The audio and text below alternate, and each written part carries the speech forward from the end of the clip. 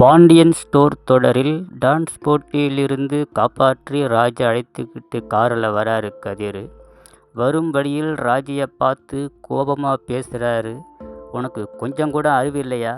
அவங்க கொடுத்த விளம்பரத்தை வச்சு பார்க்கும்போது அதை பற்றி எந்த சரியான விவரமும் இல்லை. அதை பற்றி மெயிலில் செக் பண்ணால் அந்த கம்பெனியை பற்றி எந்த டீட்டெயிலும் இல்லை. வெப்சைட்டில் பார்த்தாலும் எதுவுமே இல்லை. எதை வச்சு இந்த ப்ரோக்ராமில் நீ கலந்துக்கிட்ட? நான் மட்டும் வரலன்னா உன் நிலைமை என்ன ஆகிருக்கும் அப்படின்னு கோபமாக பேசிக்கிட்டு வராரு.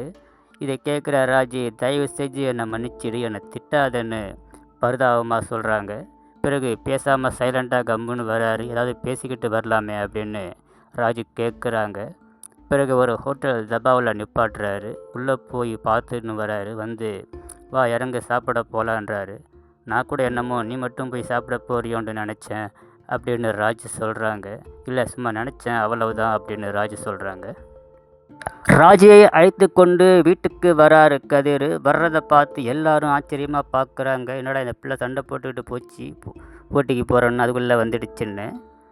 கோமதி கேட்குறாங்க, என்னடி சாப்பிடாமல் கொல்லாமல் நீ கிளம்பி போன? நீ போகிறத பார்த்து 10 லட்ச ரூபா பணத்தோடு தான் வருவேன், ஜெயிச்சுட்டு தான் வருவேன்னா என்ன ஆச்சுன்னு கேட்குறாங்க. பிறகு ஆளாளுக்கு கேள்வி கேட்குறாங்க.